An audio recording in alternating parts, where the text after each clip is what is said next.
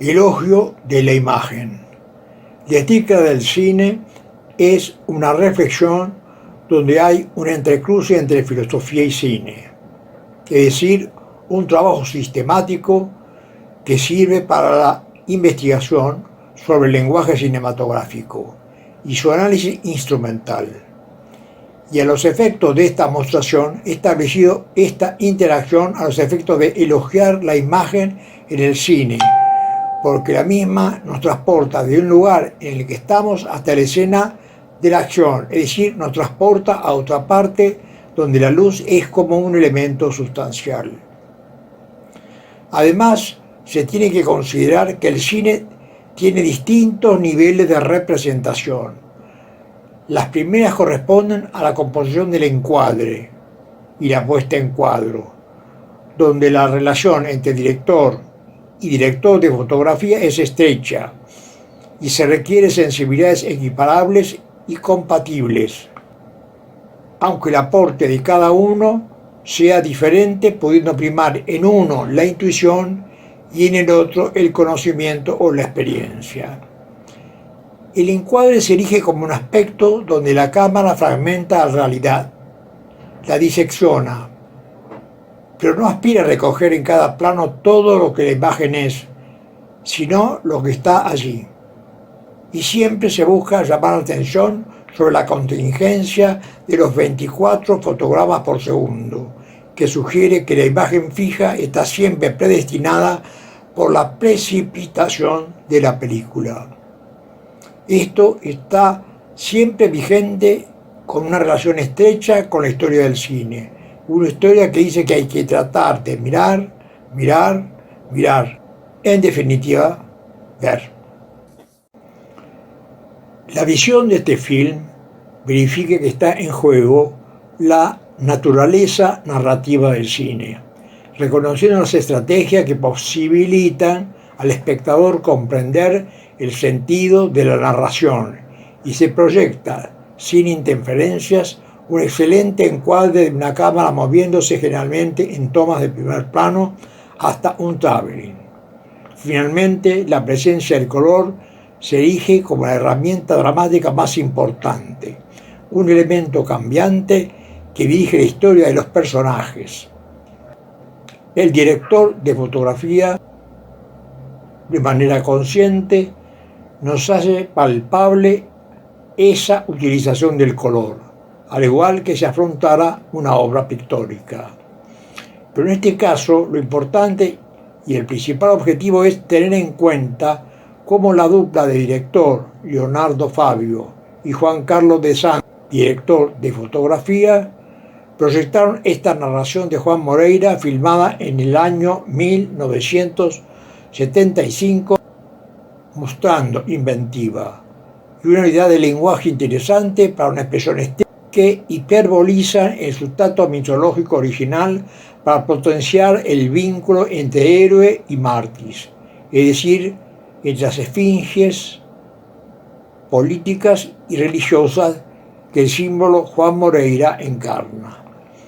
Estas circunstancias se repiten y se mimetizan complejizando los encuadres, dando unidad rítmica a la totalidad del opus. Y el director de fotografía es cómplice de esta situación. Y en este estudio destacaremos principalmente las cualidades de Juan Carlos de Sanz como director de fotografía. Finalmente, emitiremos como un concepto del trabajo de la luz y el color, que por su forma se puede encasillar en lo que se llama una obra barroca. Y la denominación barroca se la toma en préstamo del discurso de otras artes, porque no es solo un nombre, sino un concepto, que sigue que el cine también puede ser arte, y el film Juan Moreira lo certifica. Como forma de ordenar esta investigación, utilizaré la distancia que se opera entre cámara y actuantes. Primeros planos o close-up, planos medios y generales. Con respecto a los primeros, se hace lógico suponer que la composición del cuadro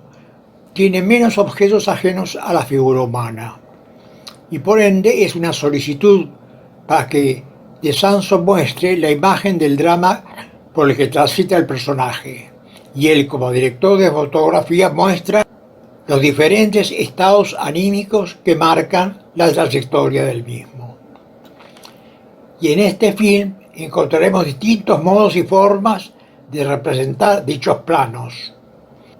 siendo esta forma de aproximación entre cámara y actuante la que más se usó a lo largo del film. El fotógrafo propuso una cosmovisión de los elementos propios de la dramaturgia que se conjugan. Lo importante es advertir y deslumbrarse con la eficiente iluminación que produce luces y sombras que profundizan y modelan el rostro, sombras que se proyectan sobre la piel del actuante, formando complejos dibujos, es decir, formas que se constituyen para que el espectador enfrente el drama. Todo lo anterior está referido a un plano de ritmo breve, que se une a otro similar, y la unión es la compaginación técnica, y la filmación se aproxima a los tiempos del retrato. Y desde otra perspectiva y con otro sentido cinematográfico, son los primeros planos que se obtienen formando un traveling de trayectoria zigzagueante y envolvente, donde el rostro de los actuantes carece del impulso propio del claroscuro y la forma es la de un falso friso, es decir, que el traveling reemplaza a la compaginación, y esa diferencia marca un ritmo cinematográfico diferente al anterior. Destaco estos dos modos porque De Sanso acude a las primeras con el sentido de profundizar la dramaticidad del relato, y en la otra solo muestra la sucesión del contexto y repite el mismo juego de luz. Generalmente el cine usa como objetivo los planos extremos, el primero como acento o puntuación, y los generales en una filmación de contexto, y se apoya en los medios para dar continuidad al relato. Sin embargo, esta aclaración se hace para calificar que en Juan Moreira el trabajo del director y del director de fotografía, los coequiper que usaron para la estética del film, no basarse en la continuidad de la imagen de los planos medios.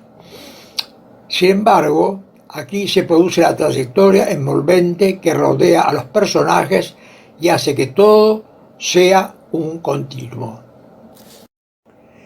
Como última técnica de representación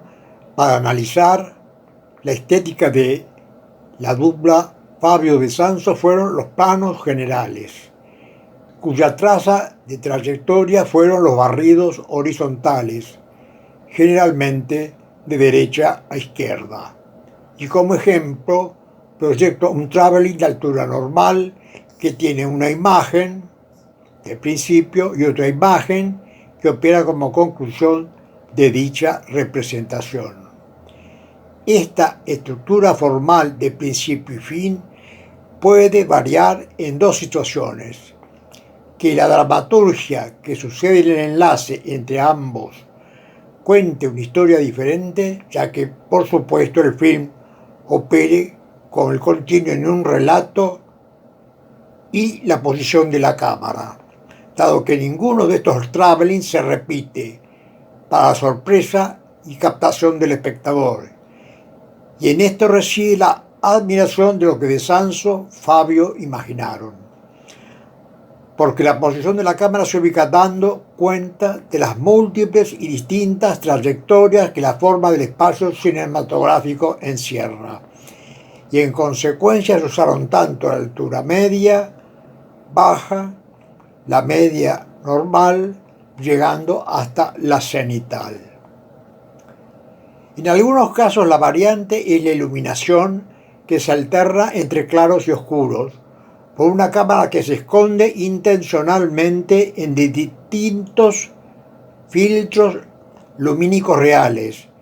y hay veces en que se oculta y no nos permite ver lo que quiere mostrar, no por error, sino porque obedece al juego estético mostrando una realidad inconclusa o no representada, a la que a veces se le agregan desconcertantes primeros planos de enlace. Cuando la cámara se apoya en la parrilla, continúa siguiendo el mismo movimiento de enlace, continuando en el mismo dibujo envolvente de las tomas frontales. Es importante destacar que la iluminación del espacio escénico interior es ilusoria, porque solo parecería conformarse de antorchas y velas, y esta técnica que domina el espacio fílmico lo convierte en un suceso onírico, religioso, exultante, pero evidentemente no pudo abandonar los trazos de una composición más actualizada, escondida para el espectador y evidentemente resuelta por el director de fotografía Juan Carlos de Sanso. Afortunadamente,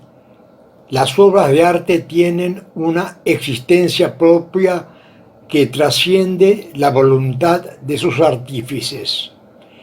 Quizás porque la creatividad circula por el cosmos con una fuerza incontenible,